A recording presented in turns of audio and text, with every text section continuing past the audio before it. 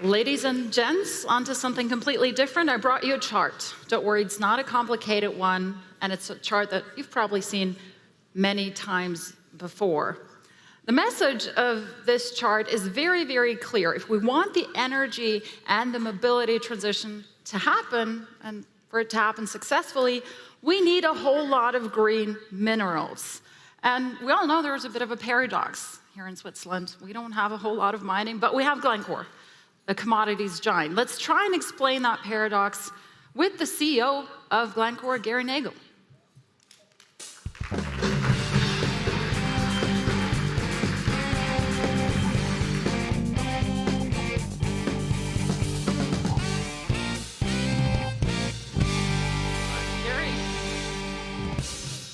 It's great to have you here. I mean, you know that chart inside out.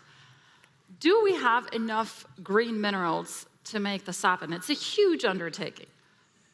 The short answer is no, we don't. That's bad news. I mean, the metals are there. It is bad news. The metals are there. We are trying to develop our mines and grow our mines to be able to bring these metals on to help the decarbonization of the world. It's our responsibility. It's critical we do that. But unfortunately, many of these metals are in difficult jurisdictions. They're very deep. It takes a lot of time to get permitting, a lot of time to get licensing, studies that need to be done. And to bring these metals into the world that we need to help decarbonize the world takes a long time. And unfortunately, it's taking slower than it should. And we probably don't have enough metal. Mm-hmm. The topic or the buzzword is obviously the circular economy. And we're hoping that we can recycle everything, but do you feel recycling can ever fully replace the mining? Look, it's very important we recycle. It's our responsibility to recycle. As humanity, we should be doing that. Circularity is important, and recycling the metals we use. Unfortunately, we are so far behind, and we will never have enough metal in our lifetimes to be able to feed the demand through recycling. As Glencore, we spend significant capital and significant time building a recycling business to be able to help feed both primary metal and recycled metal into the supply chain. Even countries are starting to, and geographies like Europe, are starting to legislate that recycled material must be used in electric vehicles or whatever it may be going forward. However, the ramp-up of recycling material and the ability to collect the recycled material, process it, and put it back into the supply chain is very constrained, and it's unlikely that in our lifetimes, we will see enough recycled material to feed the world's demand, and the world will continue to need primary metal from around the world. I mean, there's this very ambitious plan by the EU in terms of the Critical Materials Act, and recycling is a big part of that. But as you say, mining is still going to be of vital importance. There, an incredible article in the FT this morning about Norway actually looking at deep sea mining. I mean, we always talk about building up this local supply chain, the local, weaning ourselves off the dependencies. But is that the way to go? As Glencore, we have no interest in mining, deep sea mining. I was surprised to see that article too, especially Norway, which is quite left-leaning in terms of environmental management, despite the fact it comes from a fossil fuel background. So I was very surprised to see that. At the end of the day, the point you make is right. There is not enough material in the world. Even if we ramp up recycling exponentially, we will still need to produce primary metal. Our focus is primary metal in a responsible way in the countries where we operate, and that's what we focused on. We have no interest in deep sea mining. And as you rightly point out, it needs to be done responsibly. Glencore has not always done that responsibly in terms of the human rights records, in terms of corruption. How are you tackling this, and how do you deal with those legacy issues? Look, I think some of that criticism is unfair. There have been incidents of and allegations of human rights issues, but when we go out to these operations and we bring world's best standards and world's best practices, that's what we bring to these geographies. These are developing nations with very low standards and legislation which doesn't promote responsible mining.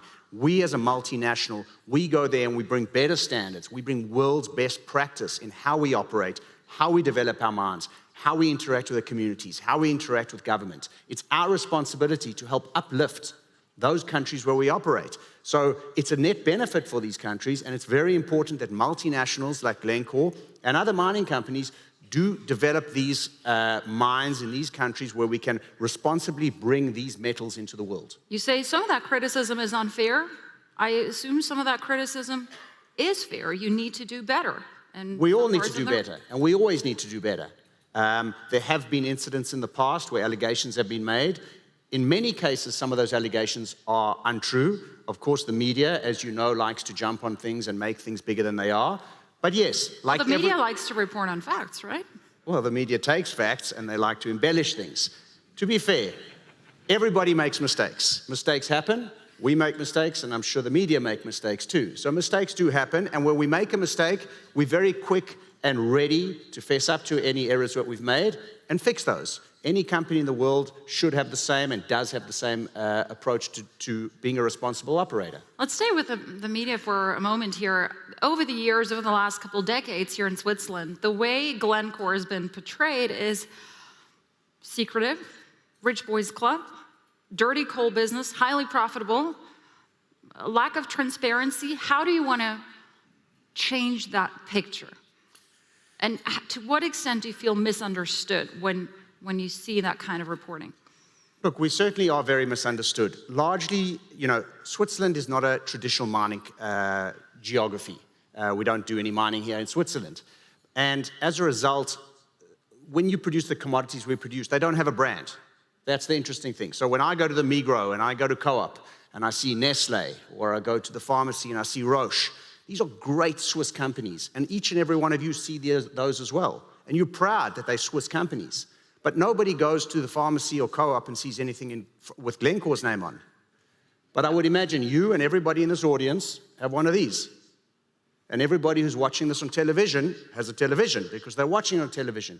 And in each and every one of those mobile phones and in those televisions are the critical minerals and metals that Glencore brings to the world.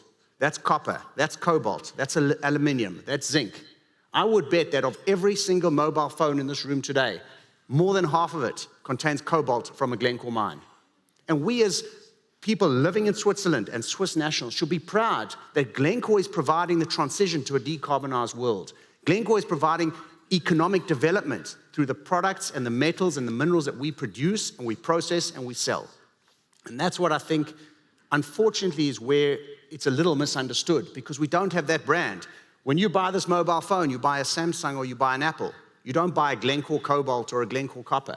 And that's the challenge we have as a mining company and a marketing company, is we don't have that brand recognition. Mm-hmm. You talked about the transition that you're going through away from coal. You've always said we don't just want to spin it off, sell it off. We want to run it down responsibly. That said, you're also interested in Teck Resources, a huge Canadian player in that field, and you want to carve out the coal business. They're playing a little hard to get. They're saying Canada's not for sale. I understand you're going to be sweetening that bid very soon. What happens if that doesn't work out? What's your plan B for the coal business? Look, we have a coal business which is a very high quality coal business. It produces very high quality, used to power generally in developing nations.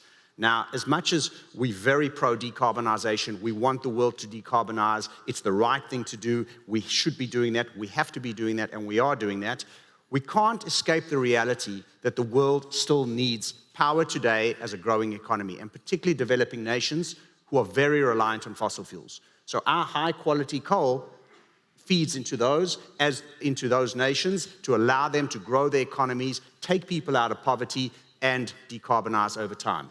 Decarbonization doesn't happen overnight. So we have a coal business. We have committed to run down our coal business. We will have reduced our coal production of our 2019 base year by 50% by 2035. That's more than 12 mines of ours closing across the world. And we have a net zero ambition by 2050. So we are doing our part in running down our coal business, taking these fossil fuels out of the market, but at the same time, in the short term, while the world needs power, needs reliable baseload energy, we are supplying this very high quality coal to the world as we decarbonize. You didn't answer my question. What's your plan B? We've got a plan B, C, D, and E. But the base case, and ultimately I work for our shareholders. And what do our shareholders say to us? Our shareholders are very comfortable keeping coal in Glencore and running it down responsibly, how I explained it. So while our shareholders continue to want us to do that, we will continue to do that. We had overwhelming support at our AGM. 70% of our shareholders. Let me turn that around. Overwhelming support, 30% more than last year actually voted against it. That's not a great vote of confidence. Where do you feel like you need to explain better what you're doing in terms of reducing the reliance on coal? This is where I love how the media portray things. So when Erdogan won the election in Turkey, he won 52-48. He won. Great. He won. When a politician or one of our referendums we have here in Switzerland and everybody goes to the urn and one of the referendums passes 60-40, it's a landslide. But when our climate change update resolution gets 70-30, which is enormous, the media reports it as some sort of shareholder revolt or some sort of shareholder backlash. 70% of our shareholders, that's a huge majority, are very much in favor of our climate change policy. So I don't get where the concern is. Now, if, of course, under London Stock Exchange rules, we need to consult with our shareholders, as we do all the time, and we will consult with our shareholders, as we did last year, as we continually do, and we will consult again with our shareholders. But our most recent consultation with shareholders is that they are very comfortable with Glencore holding coal and running it down in a responsible, ethical manner, consistent with our commitments. But obviously, 70%, I assume, is not enough for you. You want to get to 80, 90% in terms of the approval of the climate progress report. Of course, you'd like all your shareholders to agree with your strategy and your resolutions. But, of course, this is a world where everybody can have their say, and 30% disagreed with what our commitment is, but 70% absolutely agree and endorse it and are in favor of it. And ultimately, we need to go with the majority. All right. We've got some audience questions here, and it sort of feeds into what we were talking about. What percentage of your 2022 profit was from fossil fuels? So maybe explain that in the sense of where you have been and where you want to go. Look, historically, our energy division, in particular coal, has been a much smaller contributor towards our earnings. And you would imagine, as we run down our coal business, down 50% by 2035, it will continue to decline or be a smaller portion of our profits. Of course, last year was an extraordinary year for coal. We had an energy crisis in the world. Gas was stopped through the Nord Stream pipeline. European utilities came to us and said, we have an energy crisis. We cannot take Russian gas. It's not available. Please, can you supply us the fossil fuels we need for today to be able to keep the lights on, keep our factories running in Europe? And that's what we did. So we were able to supply the customers with the energy needs that they needed in Europe, in Southeast Asia, and across the world. Now, of course, because of the dynamics of the world and the energy crisis we were in, which we must remember, that energy crisis was there before the war started. So it only continued once the war started. But we are in an energy crisis, and we remain in an energy crisis today. So you have elevated energy prices across the board. And we were therefore able to supply the energy needs of these factories in these countries around the world and create good margins for our shareholders. Next question. How do you see China's strategy to control precious materials globally? China plays a long game, and it's a very smart game. They don't have to worry about elections every 3 or 4 years. They understand how they want to take their people and grow their economy. They have a very low GDP per capita if you compare it to the Western world. GDP per capita in China is probably about $15,000 a person, and the US is over $60,000.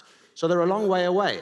And they have these strategies around securing critical minerals and metals for themselves around the world, and it's the smart thing to do. Every country should be doing what China's doing. Really? Absolutely. Going out, buying mines, operating mines. The difference is we need to make sure that whether it's us or the Chinese or anybody else, they need to ensure that it's about the right way of operating in an ethical manner, in a responsible manner, taking into account all the stakeholders' needs and requirements. Do we have trust that China does that? not necessarily. I think in many cases we do. I mean, we've joint ventured with Chinese companies, and we have a joint venture with a Chinese company in a mine in Australia. We mine nearby Chinese-operated mines around the world.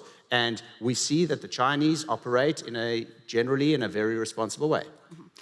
Let's talk about countries that maybe have a bad rep, but you have to work with them.